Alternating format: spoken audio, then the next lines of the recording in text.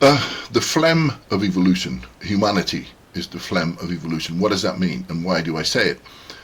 Um, Years ago, I can't really remember, I was watching a program, and it was about um, why we are repulsed by mucus or phlegm. This poor kid got loads of it by the looks of it. And we don't lap it up and eat it. Uh, the explanation, and I don't know if it's right or wrong, but it seems reasonable to me, is that we have grown to, we have evolved to like solids or liquids. We don't like halfway intermediates, which is what mucus is. So we like solids and we like liquids, but we don't like mucus. And why? It is because usually when natural things become mucousy, it represents decay, disease, infection, poisoning, etc. So it's an evolutionary response to the phlegm. So my point is that it is a repulsive intermittent stage, and it is a dangerous stage. And humanity, where evolution is concerned, I believe, is in that state. And why? We are the half stage of evolution. Animals are purely instinctive driven. It kills because it must. Of course, it will also kill for pleasure. When a fox gets in the hen house, it'll rip it to pieces. But it's just the mechanism by which it is designed to, or hardwired, to kill when it can, so it has plenty of food. With humanity here at the half stage, our intelligence, which is considerable because we're conscious selectors, we use almost entirely to serve our instincts. It is not the other way around. Instincts are not serving intelligence. Our intelligence serves our instinct. That is why we eat too much. That is why we waste too much. That's why we hoard so much. We are addicts who found a giant tub of cocaine and just can't stop sniffing it.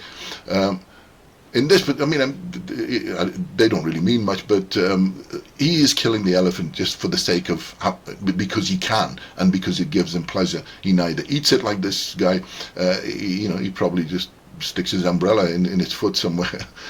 But anyway, but we do have the capacity where we can use our instincts to serve our intelligence. But what does that mean? The emotionless rational is an impossibility, because the whole process of becoming rational is the logical path of it is dictated by emotions, by things that give us pleasure and by things that give us pain. That is how we make our way through evolution. Like I said before, if you've seen the videos, the reason we find apples, for example, sweet and tasty is because evolution is designed as so that we find it, because it gives us nourishment and it sustains us. It doesn't mean that there was no animal at one point where it touched the apple and immediately puked all over the place, but that animal didn't make it. There are animals that don't like sex, for example. The panda is a good example of it. They seem to be doing all kinds of things for it, and the poor thing doesn't want to have sex. It is already been selected for extinction. It is a pointless exercise. That is not natural selection. We it's artificial garbage. But in any case, my point is that pain and pleasure are what constructs a logical path. So therefore, to believe that in a pure logical being, it can only be a dead piece of plastic, that is not a being. It's just an object, like a laptop. It is the illusion of intelligence, because the programmer, humans, are actually putting in their own prejudices into the programming, but it's hardwired. This guy here, the perfectly rational Mr. Spock, who has no emotions and is pure logic, is a nonsense. He cannot exist, because he eats food, he has sex, is people, whatever the hell he came from, Klingons or something, but he feels nothing. That's impossible. Why would you have sex if you didn't feel anything? It seems pretty disgusting, really, if you think about it, the act, if you didn't feel any pleasure out of it. Or why would you eat food? You just starve to death. So this kind of thing does not exist, is my point. The idea that people go stupid arguments against, life is not worth it, if we were entirely rational and everything is nonsense. Rationality in the context of pain and pleasure means that we're no longer subject to accidental chasing of pain and pleasure, where we just kind of like animals. This guy here, hardwired for pleasure. That's why you can set a trap and trap this idiot, because he doesn't understand what a trap is. He doesn't ask the question, why is there a dead lamb lying around in the middle of nowhere? And essentially this poor guy here is hardwired for pleasure as well. Because he keeps eating and he won't stop. Now if you looked at it before, this is meant to be Confucius. And his statement that at the age of 70 I have come to a place where I can live my heart's desire and never transgress that which is right. It means that he's rewired his brain. So we have that capacity to rewire ourselves so that our pleasures are what right and wrong are, because we have these neuron pathways, and we can make any connections we like. Well, to a lot, in theory anyway, but in practice we can't, because we're all this. Addicts hardwired for pleasure, and when we can, we chase the kind of technology that makes us have more and more of it. So the problem, of course, with conscious selection, as we've seen before, is acceleration. This is the problem. It all begins, first of all, as the shortfall in gene, which we'll see in a minute, and then trying to compensate for our shortfalls. But because we have learned now how to compensate, we also learn how to accelerate. And when we accelerate our basic innate programming, which is maximize pleasure, minimize pain. Again, see the earlier videos, the two-pronged motivation. And so this is where the problems occur. Acceleration is inevitable. And if it's inevitable, what are we really looking at? We are looking at a brief joyride that these idiots here, who have found a way of amusing themselves and purely accidentally jump on the accelerator pedal and off they go, but there's an inevitable crash. The tragedy here should be obvious to anybody, as it should be here. I don't have anything against fat people. I'm just saying against all of us are really that anyway. It doesn't matter what your obsession or addiction is. If you're hoarding money in a bank, if you're buying bigger houses, buying bigger cars, bigger sports cars, we're all the same thing. So anyway. So what was the result? How did we get there? And the answer is genetic alienation. So what is genetic alienation? When your genes desert you, genetic shortfall. What does that really mean? I mean, just look at yourself. I think you probably know what I'm getting at. This is the person, just a random human being, you, me, anybody will do, would not last a single day on its own as it is. Why? It can't run, it can't kill, it's devoid of offensive weapons, it is devoid of defensive weapons.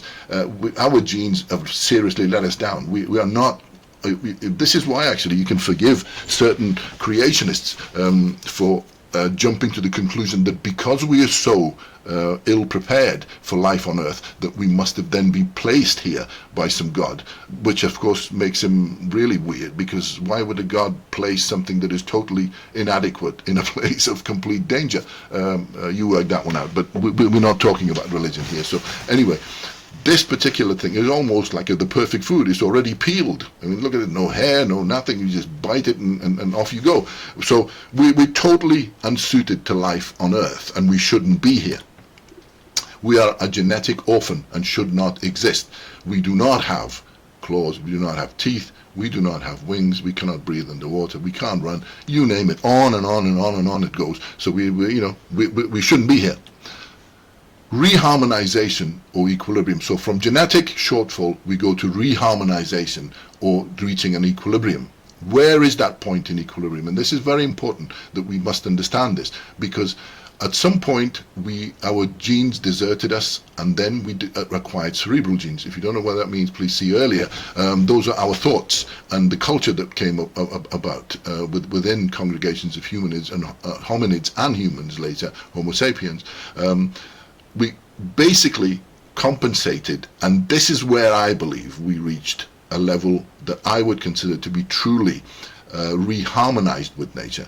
We are now at this point just like any other animal on planet Earth, subject to the normal pressures of selection by nature and pressures of selection by other fragments of DNA itself. The hunter-gatherer stage, that's it.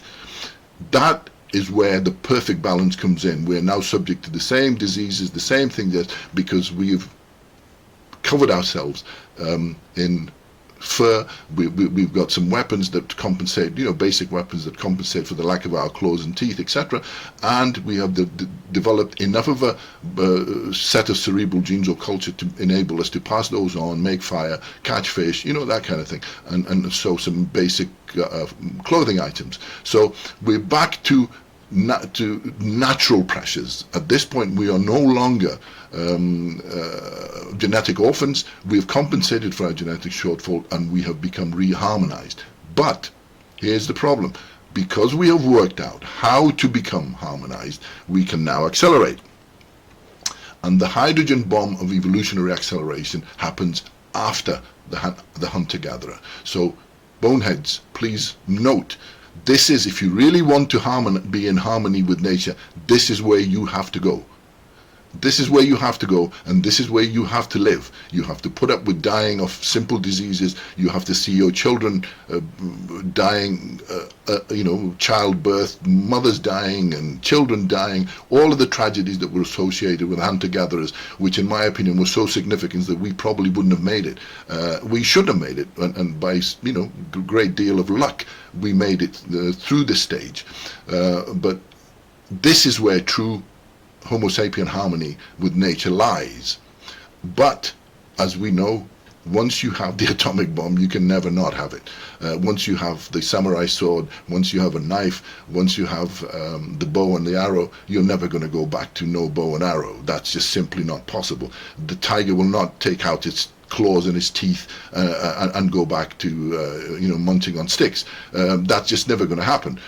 Those who think they can do, then by all means feel free, but they're lying to themselves. Those who say that they're living off-grid, they're not really living off-grid. They take all of the benefits of modern culture, but they're lucky enough to probably live in a paradise. They still use the technology, they use the fire, the clothes, they use the machines, etc., etc. Anyway, the point I'm making is that this is the point of harmony, and after this, everything else is very, very disharmonious.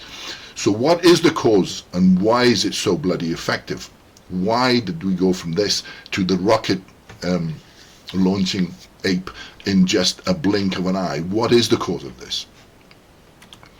Agriculture is the cause of this. Because without it, we would have never made it.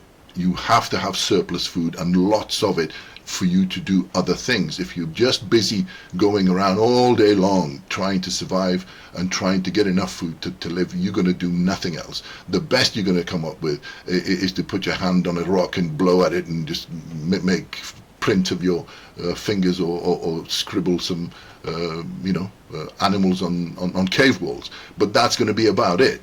So the biggest thing is agriculture. This is the atomic bomb of human evolution. And what does it really mean? Please take a moment and think about this, because this becomes very, very important. The DNA fragments congregation becomes now deliberate.